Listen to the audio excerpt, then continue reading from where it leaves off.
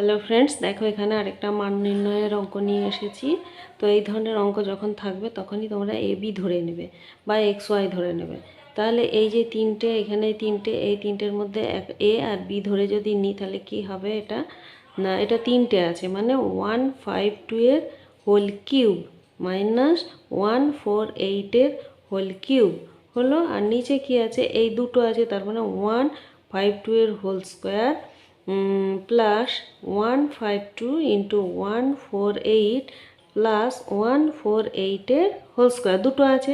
আচ্ছা, এইটা দেখো, এইটাকে যদি এ আর এটাকে যদি বি ধরি তাহলে কি হচ্ছে? এ কিউ মাইনাস বি কিউ এর সূত্র। এ কিউ মাইনাস বি কিউ এর সূত্রটা কি না হচ্ছে যে এ কিউ মাইনাস বি কিউ এর সূত্র এ minus B into A square plus A B plus B square সূত্র। এটা ক্লাস 8-এ আছে এই সূত্রটা।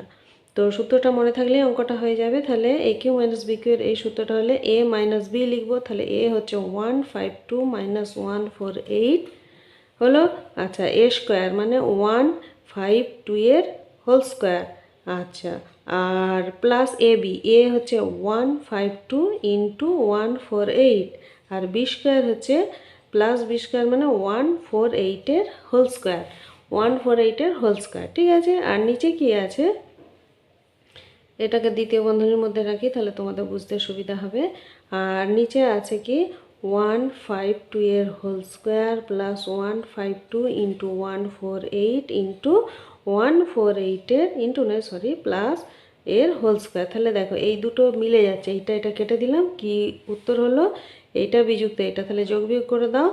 8 আছে 12 মিলবে, 8 4 12 2, হাতে রইল 1, 4 কে 5 5 মিলে গেল 0 1, তাহলে এখানে অ্যান্সার হলো 4।